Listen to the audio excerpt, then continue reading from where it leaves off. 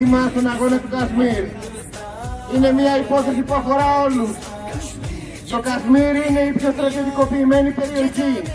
Γιατί ο πρωθυπουργός της Ινδίας, ο Μόντι, ο ακροδεξιός Μόντι, αυτός που πολύ σωστά στα πλακά σας λέτε ότι είναι τρομοκράτης, έχει στείλει χιλιάδες στρατιώτες προσπαθώντας να ελέγξει το Κασμίρ, και τους τελευταίους 6 μήνες, από τις 5 Αυγούστου, έχει κηρύξει στρατιωτικό νόμο, έχει επιβάλει έναν απόλυτο αποκλεισμό σε όλους τους ανθρώπους του Κασμίρ, έχει εξαπολύσει ένα ολόκληρο κύμα Ισλαμοφοβίας ενάντια στους μουσουλμάνους στο Κασμίρ, ενάντια στους μουσουλμάνους μέσα στο ίδιο το Πακιστάν.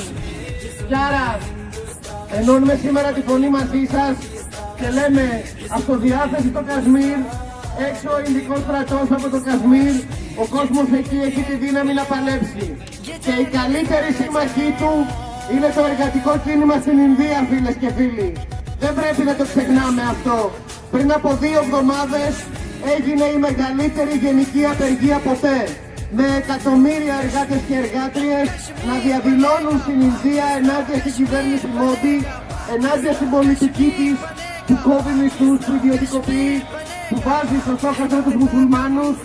Και αυτό έχει τη δύναμη, αυτό το κίνημα έχει τη δύναμη να αποτρέψει την κυβέρνηση Μόντι και να τον αναγκάσει να αποσυρθεί και από το Κασμίρ.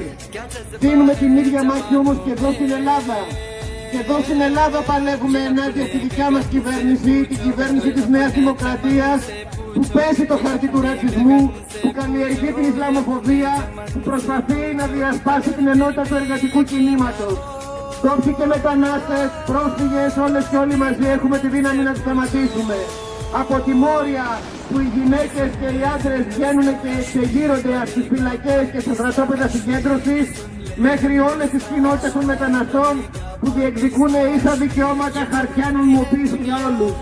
Γι' αυτό, φίλες και φίλοι, σήμερα είμαστε εδώ και διαδηλώνουμε για την ελευθεριά του Κασμίρ, όπως διαδηλώνουμε και για την ελευθεριά των Παλαιστίνιων, γιατί το ίδιο πράγμα είναι η κατοχή του Κασμίρ, όπως το Ισραήλ καταλαμβάνει τη Γάζα και τους Παλαιστίνιους.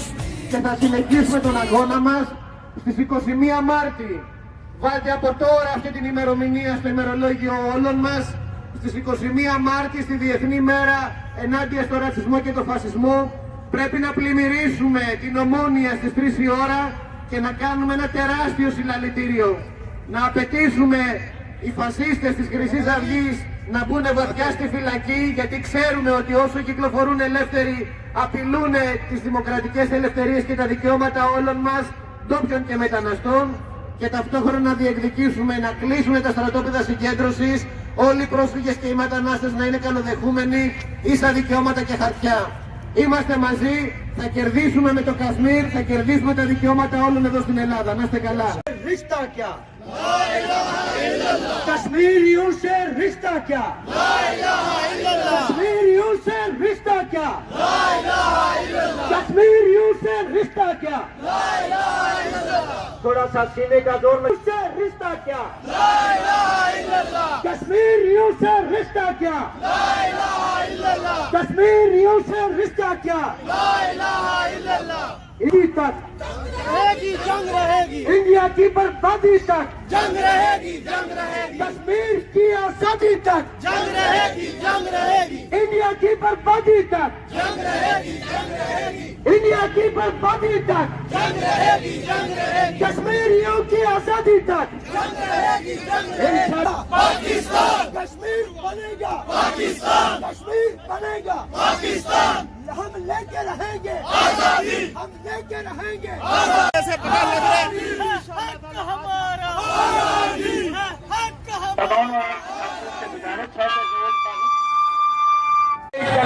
के लिए और मोदी जालिम की और चक्रांति और दहशतगर्दी के खिलाफ हम यहाँ आए हैं। लोगों से पूछा तो मोदी बोली, बहनों से पूछा तो बहनें बोली, भाई से पूछा आजादी, आजादी।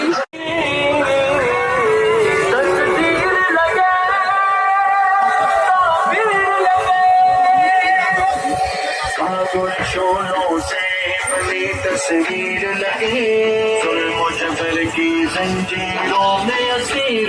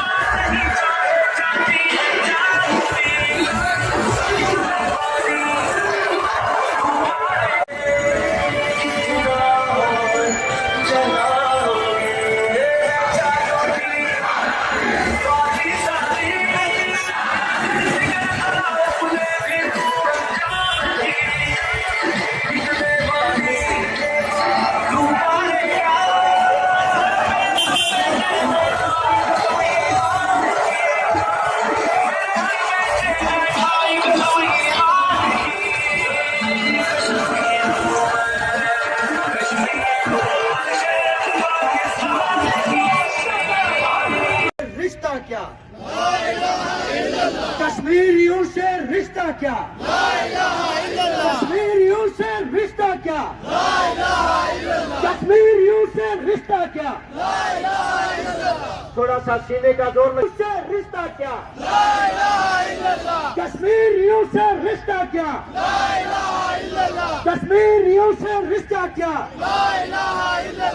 इसी तक जंग रहेगी, इंडिया की बर्बादी तक, जंग रहेगी, जंग रहेगी, कश्मीर की आजादी तक, जंग रहेगी, जंग रहेगी, इंडिया की बर्बादी तक, जंग रहेगी, जंग रहेगी, इंडिया की बर्बादी तक, जंग रहेगी, जंग रहेगी, कश्मीरियों की आजादी तक, जंग रहेगी, जंग रहेगी। इंशाल्लाह बफजले